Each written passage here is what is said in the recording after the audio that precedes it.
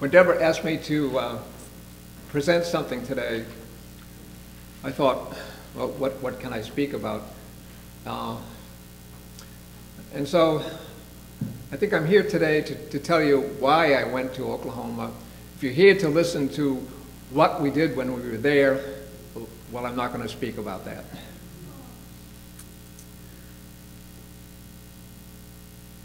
The Lakota elders say, the longest road you're going to have to walk in your life is from here to here.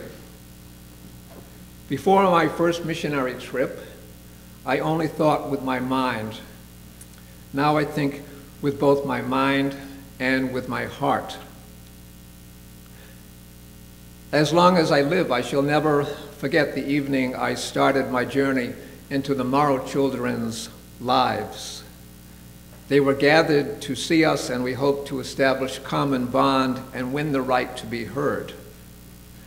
We had our hands upon the latch, and God alone knew what was behind the gate.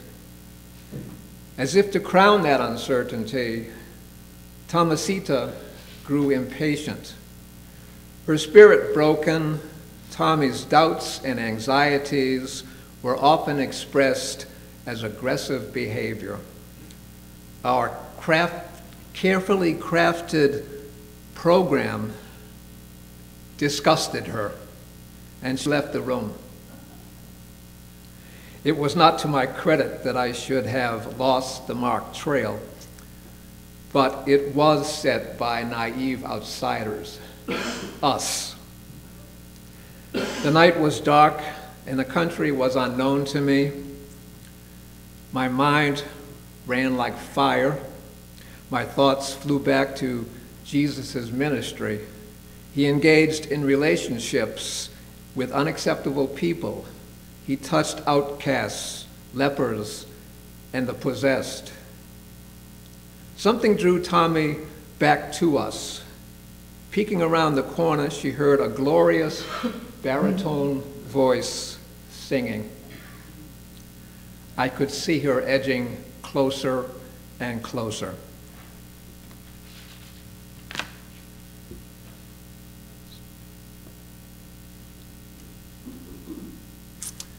There is no way that one can meet and know Thomasita without also loving her.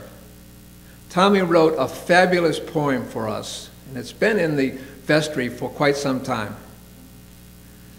It reads in part, roses are red, violets are blue, I love you, and you should love me too. Do you hear the beseeching call for help? Will you ignore the lost? Will you be obedient to God's call to use you, as I was? With unusual fierceness, the rising Sunday morning sun beat down upon the darkened cottages, but not a soul stirred. What they awaited at the hands of the visitors, they knew not. These people are not like us. We are unwanted. Why are they here? The church bell rang with slow, ominous strokes. As I walked across Morrow's dry ground, dust billowed up at every footstep. We had not started to work the ground.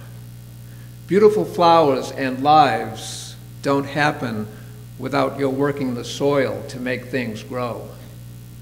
The missions desert is hard and it's arid. The difficult and never-ending work of missions is about reaching diverse peoples. We need to reach those who society might deem hopeless. We need to reach people who are not churchgoers, including our goddaughter, Julie. We need to reach the emotionally lost. We need to give these people the support they need to learn and grow. And we need to do these things because these are the things that Jesus did, and these are the people that Jesus reached. It's a lot of work and requires persistence. You can't chop a fruit tree down because it bears no fruit. You got to fertilize and water that tree. The morning advanced and the wind grew warmer. At worship, Reverend Moore, an American Indian by blood, spoke to the children directly. They and we are one body in Christ, making us relatives, all one family. At once we humbly understood that the common ground we so mindfully sought pre-existed. Oklahoma's first people believed that all life is related and rooted in the land. We live in a connected, interdependent, and relational world. Because all life is related, there is a kinship that weaves us into one universal family, they say. The buds reddened and popped, and the briars that symbolize troubled children grew pink and white. Through the passing days, I toil on many things, but always as I bend to my work, the Morrow children's faces are in my sweetest memories, and I keep them in my heart. I am thankful that Thomasita has found peace, healing, and acceptance. She is no longer at Morrow.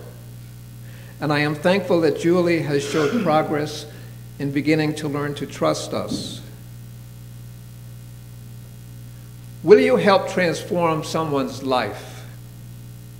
Will you do missionary service? If you feel an anxious call to mission, if you feel compelled to go even though your church's focus is elsewhere, it is a setup for success. I urge you to walk the road, the shortest but longest journey you can make. It's that kind of incarnation ministry that Advent is all about. Lift the latch, walk through the gate, and begin your journey towards compassion, mercy, and humanity by thinking with both your mind and with what's in your heart. If you love every person and embrace the lost, and if you care for others' needs and give mercy every day, and if you treat all persons as if they were Jesus, then your life will be transformed, and your light will rise in the darkness, and your night will become like the noonday. Cross the border. You'll be glad you did.